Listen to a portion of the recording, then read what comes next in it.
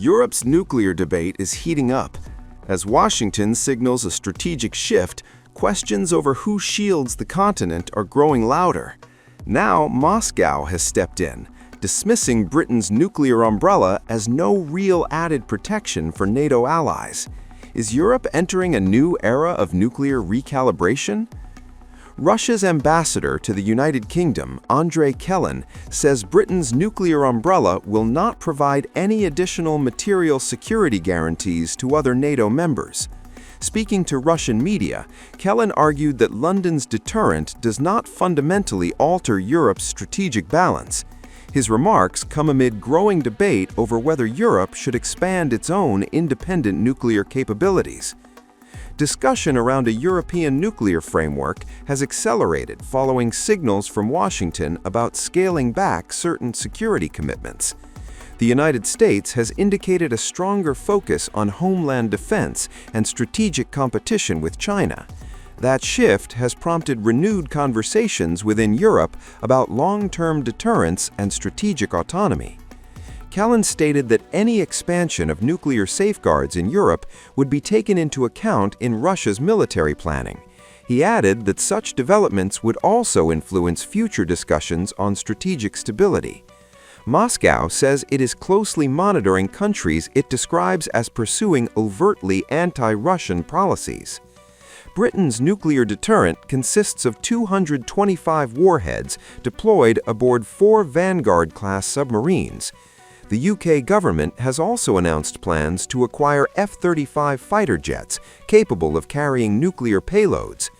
London maintains that its deterrent remains committed to NATO, a policy in place since 1962. At the Munich Security Conference, Prime Minister Keir Starmer warned that Russia could potentially pose a direct military threat to NATO by the end of the decade. He stressed the importance of closer coordination between the UK and France in nuclear policy discussions, even as debates continue over Europe's broader security architecture. Now, it's true that Russia has made a huge strategic blunder in Ukraine, and that Russian casualties number well over 1 million.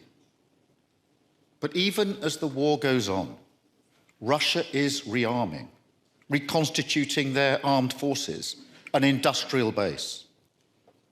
NATO has warned that Russia could be ready to use military force against the alliance by the end of this decade. In the event of a peace deal in Ukraine, which we're all working hard to achieve, Russia's rearmament would only accelerate. The wider danger for Europe would not end there. It would increase. So we must answer this threat in full. We must build our hard power, because that is the currency of the age. We must be able to deter aggression. And yes, if necessary, we must be ready to fight, to do whatever it takes to protect our people, our values, and our way of life. And as Europe, we must stand on our own 2 feet. Now, that means being bolder.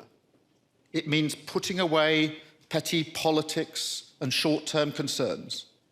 It means acting together to build a stronger Europe and a more European NATO, underpinned by deeper links between the UK and the EU, across defence, industry, tech, politics, and the wider economy. Now, we are not the Britain of the Brexit years anymore, because we know